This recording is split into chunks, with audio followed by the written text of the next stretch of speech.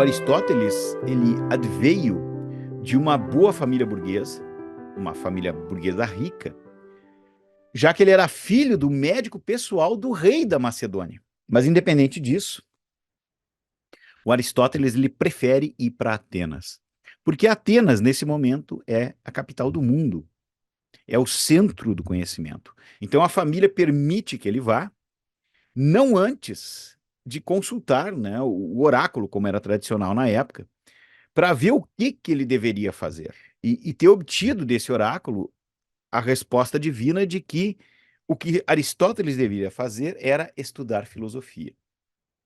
E a gente não pode nem imaginar como teria se desenvolvido o espírito, a história espiritual do pensamento ocidental, tá?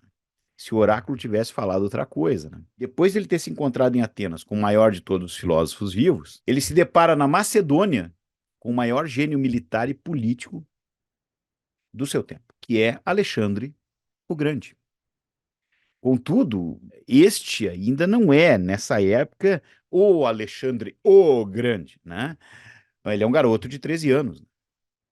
E o Aristóteles não se torna, então, dele um conselheiro político ou militar. Ele se torna o preceptor, o educador de Alexandre o Grande.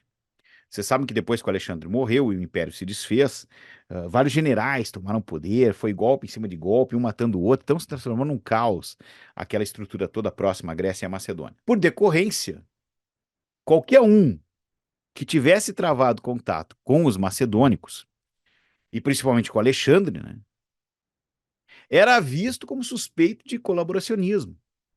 Não podia ser diferente. Ao escapar do julgamento, o Aristóteles foge de Atenas, dizendo, inclusive com ironia, né, que ele queria impedir que os atenienses, pela segunda vez, pecassem contra a filosofia, não contra ele, contra a filosofia, como já haviam feito com Sócrates.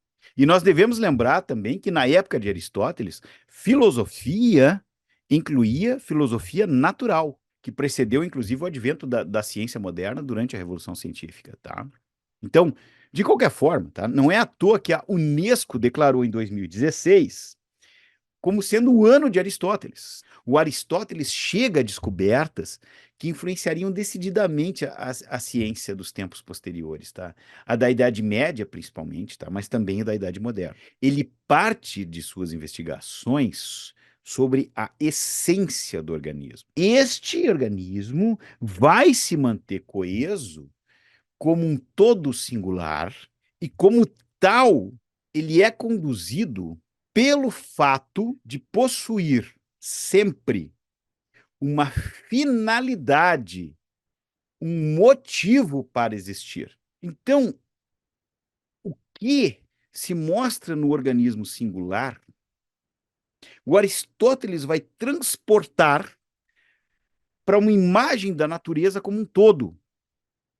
E ele vai dizer: tudo o que é tende a realizar-se na plenitude de suas possibilidades. E a própria natureza não é nada mais do que esse ímpeto. Ou seja, um processo colossal de autorrealização e autoaperfeiçoamento. Só a inteligência dá a justa medida da vida. O resto é supérfluo.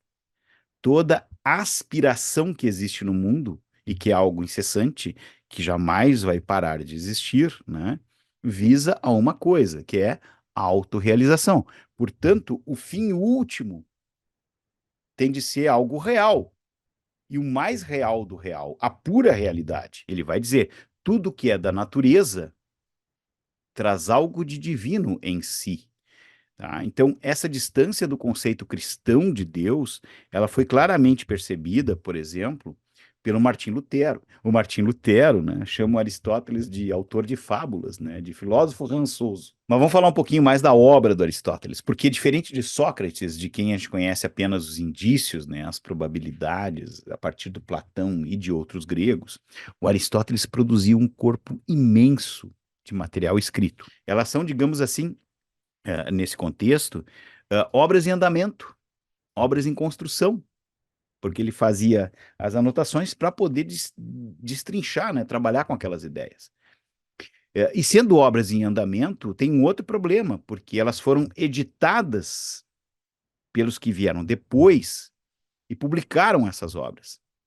Então tu tem ali discrepâncias, inconsistências, coisas que não fazem muito sentido, que causam uma confusão gigantesca, às vezes, nos textos, e te dão um nó. Ele formalizou a relação entre a evidência reunida a partir do estudo das coisas do mundo e o ato de se chegar a conclusões verdadeiras a partir dessas coisas. Observa, estuda, entende, aí tu conclui. E ao fazer isso, ele mudou o mundo. Mas os seus escritos ainda sobre lógica e metodologia constituem só uma parte do que a gente chama de corpus aristotélico, né? Quando ele literalmente inventou a ciência, o Aristóteles estava só começando. Como eu disse, ele escreveu tratados incrivelmente influentes até hoje sobre ética, sobre política, metafísica, física, matemática, psicologia, poesia, retórica, estética, meteorologia, geologia, metodologia, cosmologia, filosofia da mente, teologia, psicologia, memória, sonhos, e assim vai. Ou seja, estudei, fiz, busquei, analisei, concluí, mas na minha notável insuficiência, vamos continuar a estudar. É dizer, eu não sou dono da verdade, eu realmente estou colocando algumas ideias, mas não tenho certeza nenhuma sobre isso. O mundo está aberto para descoberta. Vamos adiante. Né? É um exemplo extraordinário, sobretudo para a academia moderna. Tá? Sobretudo para a academia moderna, que adora arrotar, como eu disse, o tempo inteiro, certezas absolutas. E isso é monstruoso.